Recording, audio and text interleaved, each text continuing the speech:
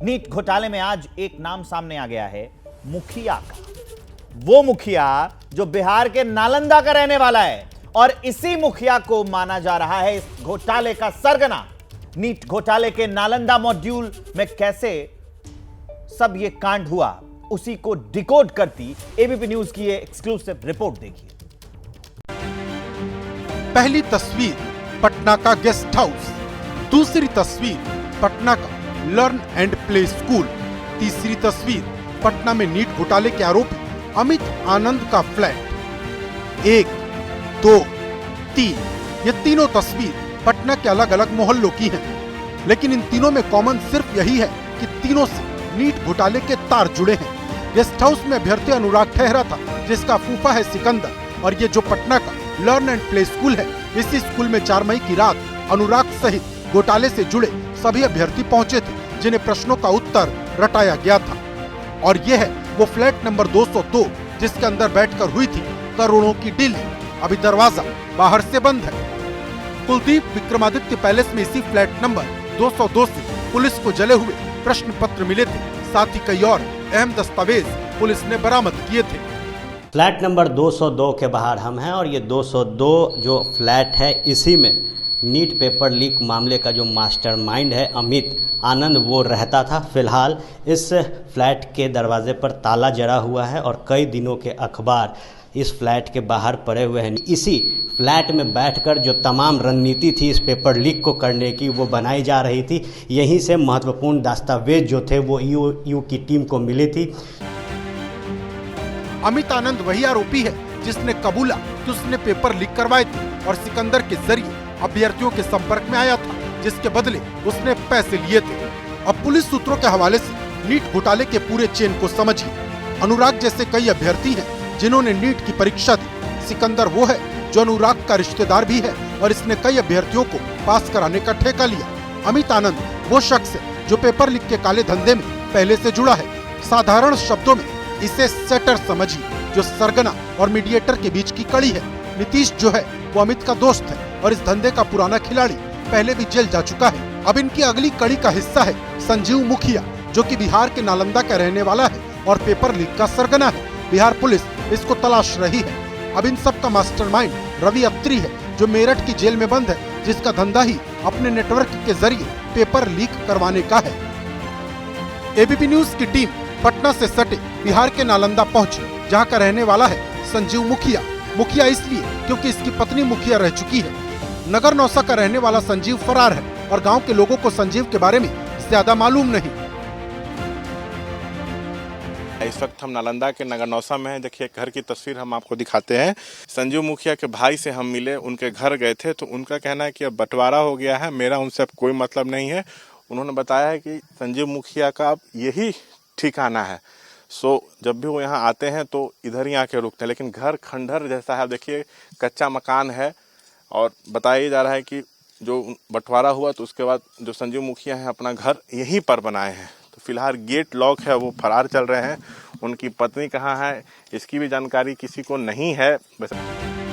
संजीव मुखिया solver gang का सदस्य रह चुका है। बीते 20 वर्षों में विभिन्न प्रतियोगी परीक्षाओं में पेपर लीक के मामले में उसका नाम आया है और पहले भी जेल जाता रहा है।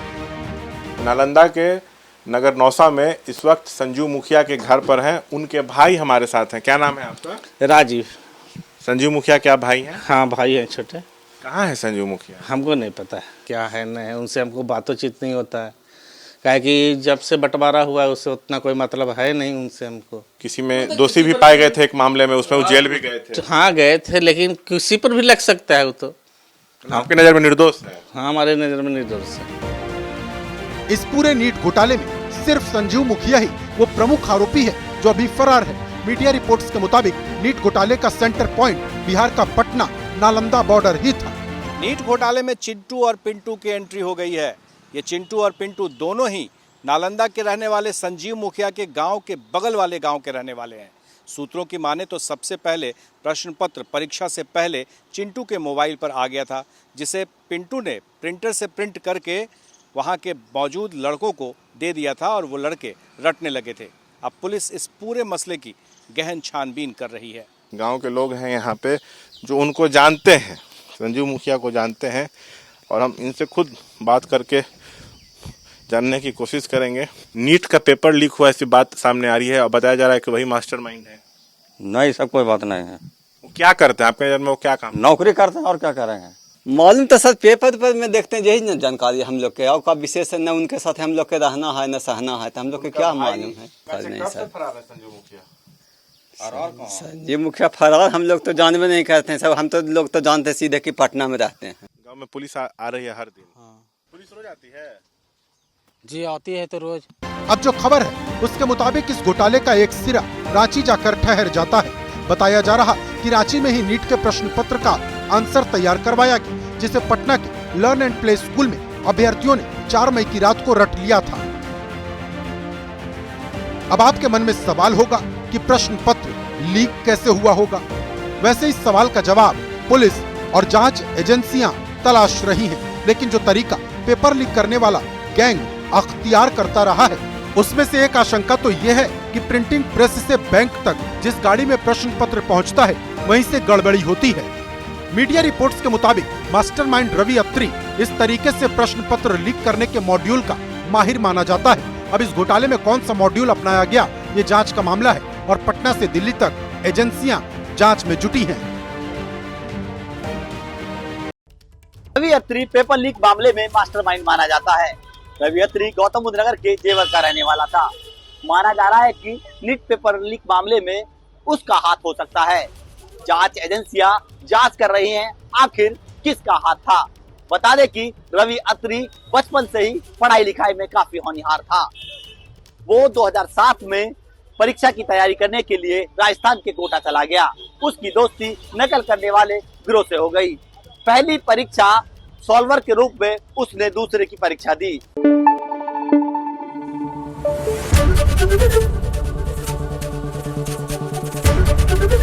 एबीपी न्यूज आपको रखे आगे।